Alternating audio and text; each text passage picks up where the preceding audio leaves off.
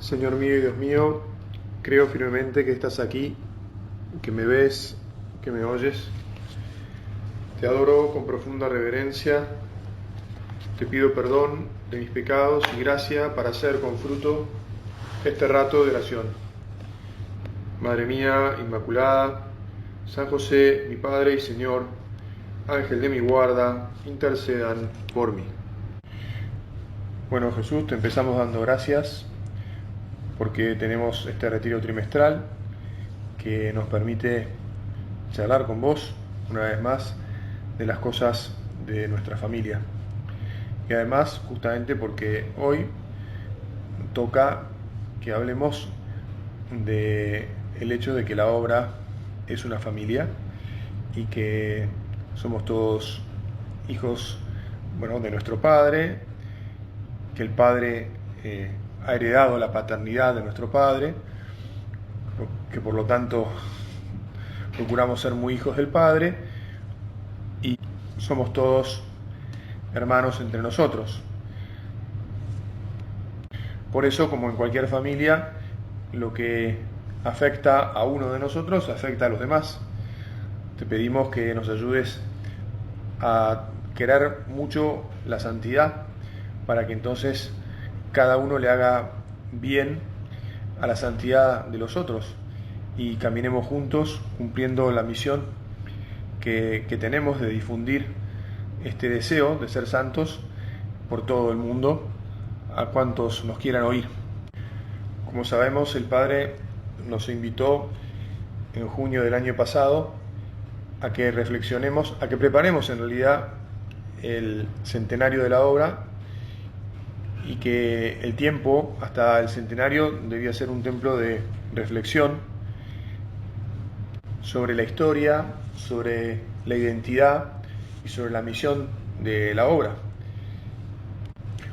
Hoy nuestra reflexión va a ser sobre los deseos que todos traemos en la vida, que todos tenemos, sobre la libertad y el discernimiento y sobre cómo construir juntos la familia y apoyarnos los unos a los otros en base a los deseos, a la libertad ejercida por cada uno para servir al Señor.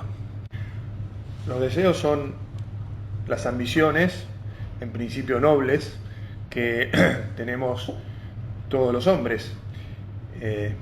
Las ganas de hacer cosas buenas en favor propio y en favor de los demás. Lo que nos mueve, en definitiva, que un día se encuentra con el deseo de Dios, el gran deseo de Dios, que es que todos seamos santos, y entonces descubrimos que todos esos deseos nuestros, por la vocación, por el llamado que Dios nos hace, que vos Jesús nos haces, tenemos que insertar todos los buenos deseos que teníamos en tu gran deseo, el deseo de tenernos junto a vos, de hacernos vivir tu vida, la vida divina, de hacernos santos. ¿Se acuerdan que nuestro Padre decía que la vocación era como que se encendía una luz? La vida es la misma de antes, todos los deseos son los mismos de antes, pero ahora iluminan y están llamados a hacer luz que ilumine a los demás. Se convierten en el camino al cielo y en la misión, justamente, de iluminar, de ayudar a otros para que también lo vean. Hasta aquí me parece que todo se entiende bien.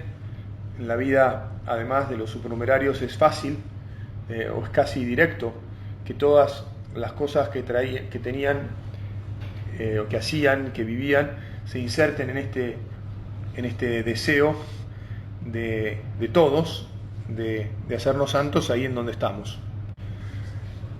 También sucede algo semejante en la vida de los agregados. ¿Se acuerdan? Algunos de ustedes estuvieron el año pasado en la convivencia y vino Felipe, uno de los agregados, a contarnos cómo es la vida de entrega de los agregados en la obra, que no la conocemos tanto. Y también, efectivamente, los deseos se insertan muy bien en la vida de los agregados, dentro de la disponibilidad que también ellos tienen, para la cual dejan o se comprometen a vivir el celibato, ¿no?, en el medio del mundo. La inserción, en cambio, se hace un poco más delicada en la vida de los numerarios, porque ellos hacen un compromiso de dedicarse plenamente a sacar la obra adelante.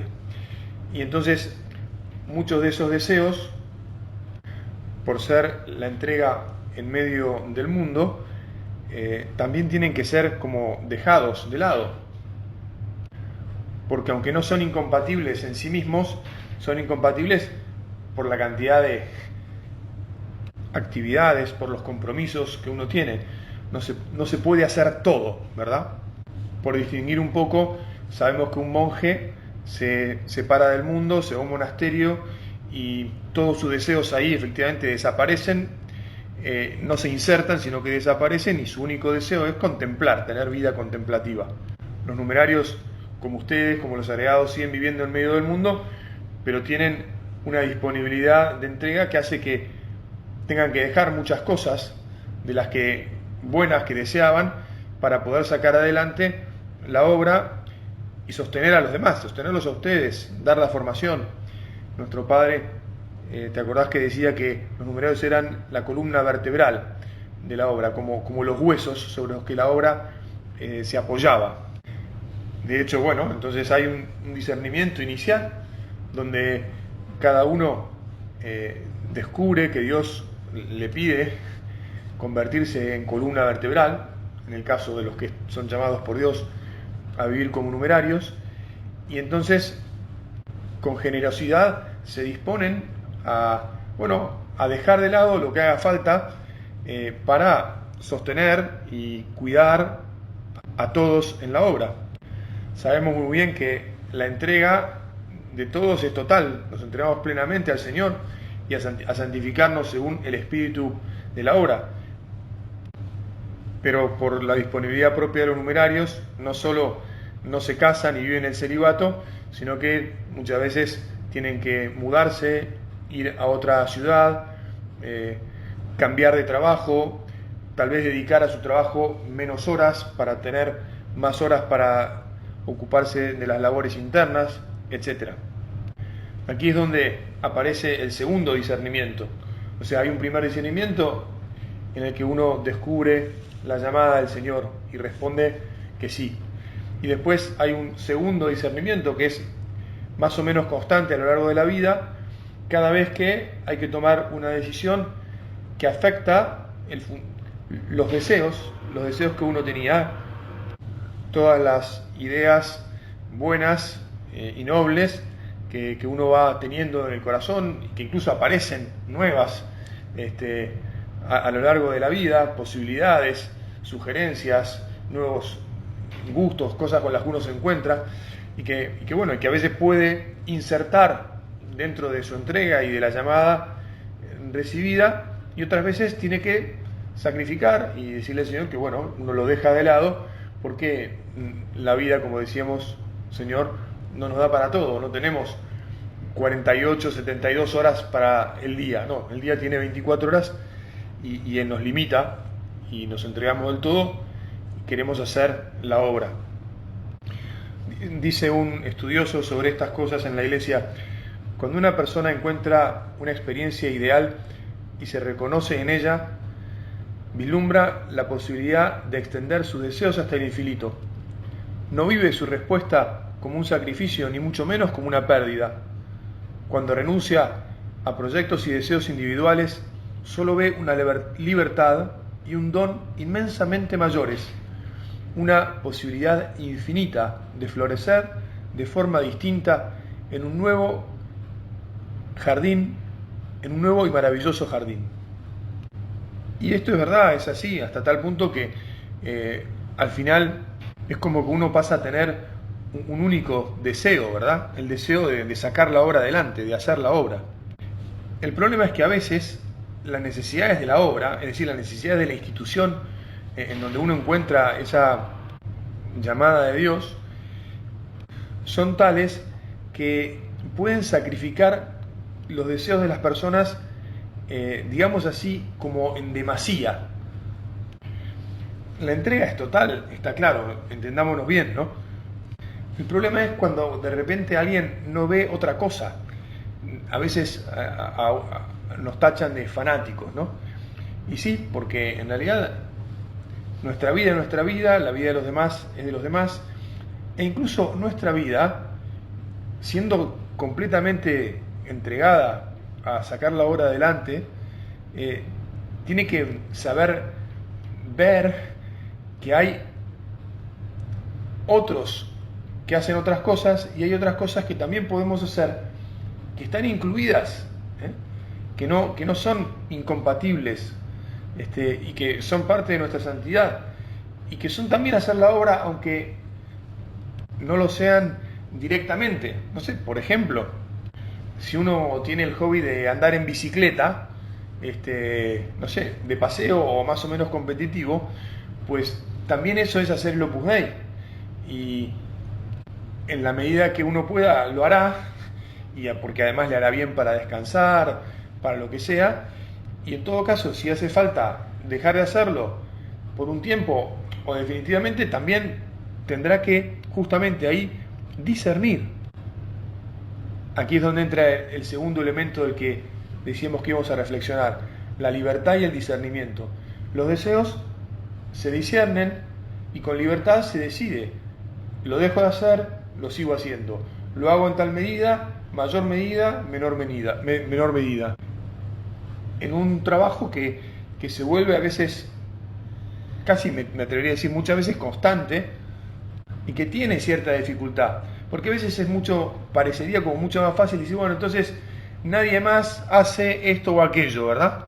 Cortamos por lo sano, nadie anda en bicicleta, nadie juega a la pelota paleta, se acabaron las carreras de autos por televisión o en vivo y en directo, chau. No puede ser, eso sería contrario al espíritu de la obra.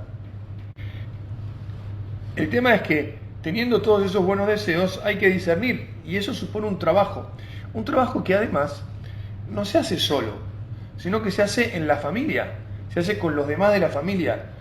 En este caso uno podría decir, se hace con los mayores de la familia o con los directores, que son los que van planteando las necesidades que hay y pidiendo a cada uno, bueno, el trabajo, la colaboración, el tiempo.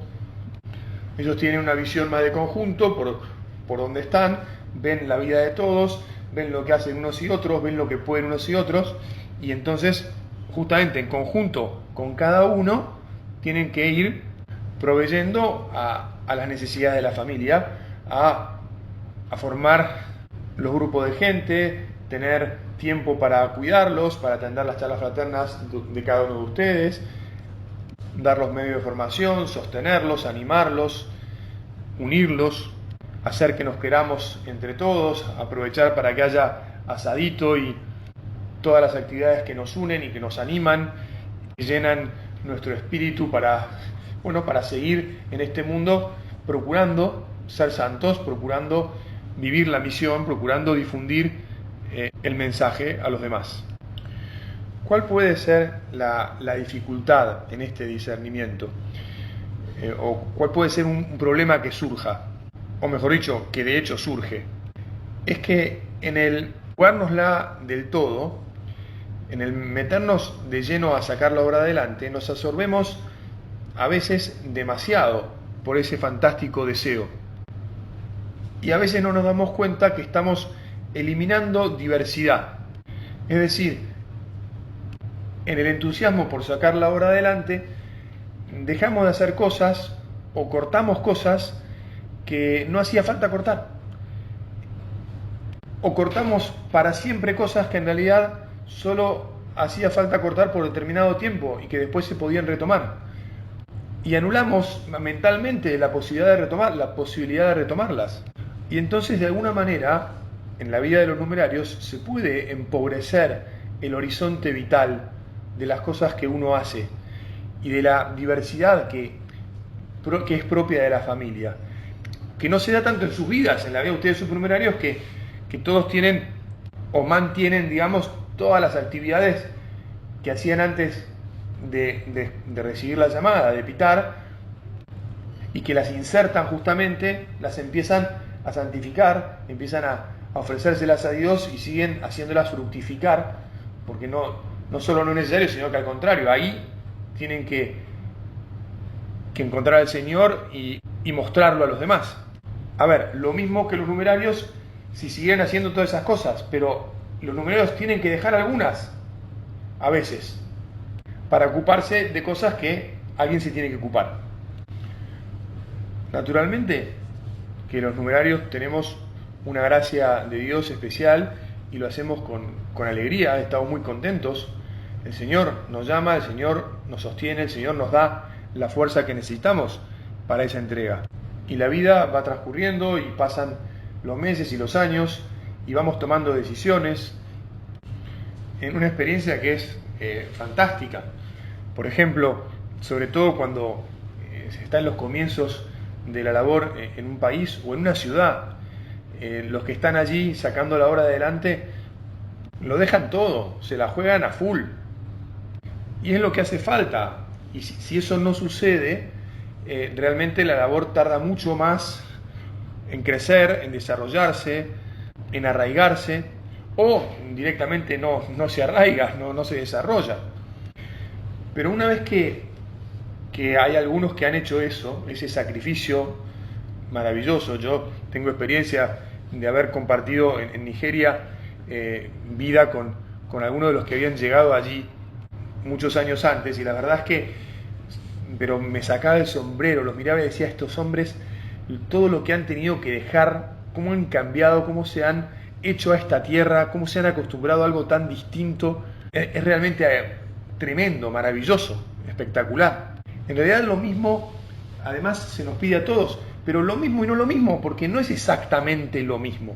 O sea, los que fueron pitando de los nigerianos también, pero después con el correr del tiempo, si todos nos entregamos del todo, a ver, es difícil explicarlo, perdonen, nos entregamos todo del todo, pero hay momentos y cosas que vive cada uno de modo distinto, porque es la vida que a cada uno le toca vivir.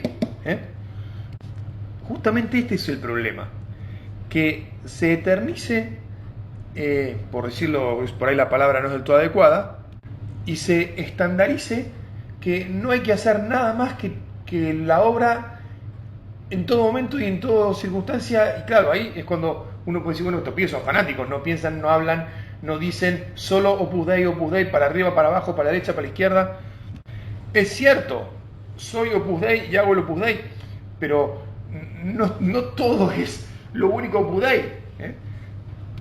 Creo que nos entendemos, ¿no? O sea, es difícil explicarlo porque efectivamente toda nuestra vida es hacer la obra, pero hay cosas que hacen unos y no hacen otros. Hay cosas que se les pide a unos y no se les pide a otros. Numerarios, solo hablemos de los numerarios. En determinados momentos, en determinadas circunstancias, cada uno es cada uno tiene sus características, su personalidad, sus modos. Y es muy importante además que en cuanto se pueda en todos lados, en cada ciudad, en cada país, se pueda ver la diversidad, quede expresada en las vidas, no solo de los supernumerarios que van pitando, de ustedes, sino en las vidas también de los numerarios, y que haya numerarios que van viniendo a la familia que vivan vidas distintas de los otros numerarios, de los que la dejaron toda ahí y tal vez no ejercieron su profesión o la ejercieron muy poquito porque eso requería las circunstancias, pero después es lógico, es natural, los hay, ¿no? Numerarios que ejercen su profesión y que pueden ejercerla con suceso. Es más, tiene que ser así. Tiene que ser así porque también muestra la vocación a la obra vivida en celibato y en plenitud en medio del mundo. Se dedican con todo el esfuerzo del mundo a sacar su profesión adelante y también sabiendo sacrificar a veces algunas cosas porque hace falta para la labor de sostenimiento de los demás. Bueno, en realidad creo que ya lo dije y me estoy repitiendo. Entonces, ¿por qué lo de la libertad? Porque hay grados y los deseos los viviremos en grados y la obra necesita que deseemos hacerla con toda nuestra vida y al mismo tiempo que conservemos nuestros deseos de hacer muchas cosas que son hacer la obra, pero que no son dejar de hacer cosas diferentes, variadas, que nos gustan, incluso no solo en el modo de vivir la propia profesión, sino de tener otros hobbies, diversiones, aficiones, etc. Si todo esto desapareciera, entonces nos convertiríamos en unos aburridos, nos convertiríamos en una especie de robots, dejaríamos de atraer porque tendríamos una vida monótona, dejaríamos de vivir el espíritu propio de la obra, dejaríamos de ser heterogéneos, de tener diversidad, de tener vida. En definitiva, habríamos inmolado nuestra libertad. No seríamos ejemplo de personas que se santifican en el medio del mundo, sino ejemplo de otra cosa. Ahora, ustedes, porque va pasando el tiempo, ustedes se preguntan, ¿por qué nos habla tanto de esto de los numerarios y de este discernimiento que hay que hacer si nosotros somos supernumerarios? Y es que, acuérdense que nuestro padre decía que de las familias de mis hijos supernumerarios saldrán las vocaciones para la obra. Son el semillero de las vocaciones de la obra, tanto de nuevos supernumerarios como de agregados y como de numerarios. Y está bueno que ustedes sepan cómo es este juego de la entrega y del discernimiento y de la libertad, porque seguramente son cosas que ya han vivido en la vida de sus hijos, los que ya tienen hijos en la obra, o que van a vivir los que todavía tienen hijos que en algún momento se puedan plantear el seguir a Dios en este camino tan maravilloso. Y entonces está bueno que ustedes puedan sostenerlos, ayudarlos, saber de las dificultades que puedan encontrar, que puedan aconsejarlos, que puedan incluso acompañar a los directores para descubrir en cada caso qué es lo que más conviene para la vida de la obra y para la vida de cada uno. Yo siempre digo, esto es una idea muy personal, pero me parece que es básica, ¿no? Que la obra lo que más quiere es defender a cada uno de nosotros, a cada uno de sus miembros, a cada uno de sus hijos. A ver, está claro que la familia tiene que cuidar de la entrega de todos nosotros, pero la cuestión es cuando de un modo teórico se empieza a recortar el campo de vida de la gente y entonces se generan falsas dicotomías y algunos piensan que no se deben hacer determinadas cosas y por lo tanto se empieza a recortar el ámbito de la libertad de la vida de la gente y se empieza como a decir que estas o estas cosas sí se pueden hacer y aquellas otras no. Y entonces al que le gustan aquellas y aquellas otras se empieza como a sentir afuera, un poco desencajado. Y ahí hay que tener mucho cuidado, ¿verdad? Por supuesto que, insisto, y le pedimos al Señor que todos queramos vivir la entrega y seamos generosos y estemos dispuestos a dejar de lado de nuestras vidas lo que haga falta para sacar la obra adelante. Pero al mismo tiempo, no porque haya regulaciones o listas de cosas que no se pueden hacer, sino porque en un discernimiento razonable, en común con los directores, con el afán de hacer la obra y de servir a los demás y a todos los hombres, se pueda decidir, pues esto ahora no vale la pena que lo haga o que dedique X tiempo y que en cambio sí puedo hacer todas estas otras cosas. Se nos va acabando el tiempo de esta meditación. Vamos a pedirle, para seguir comprendiendo estas cosas, ¿no? Pero vamos a pedirle como siempre a nuestra Madre del Cielo, que dedicó toda su vida a cumplir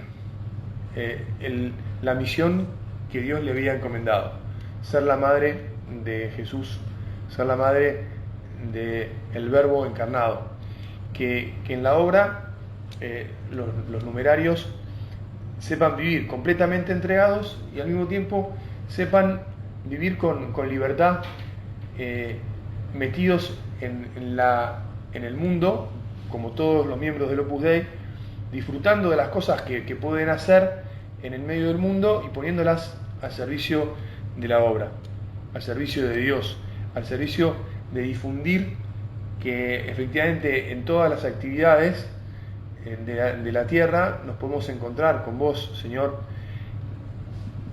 y alabarte y bendecirte y gozarte. Te doy gracias, Dios mío, por los buenos propósitos, afectos e inspiraciones que me has comunicado en esta meditación. Te pido ayuda para ponerlos por obra. Madre mía Inmaculada, San José, mi Padre y Señor, Ángel de mi guarda, intercedan por mí.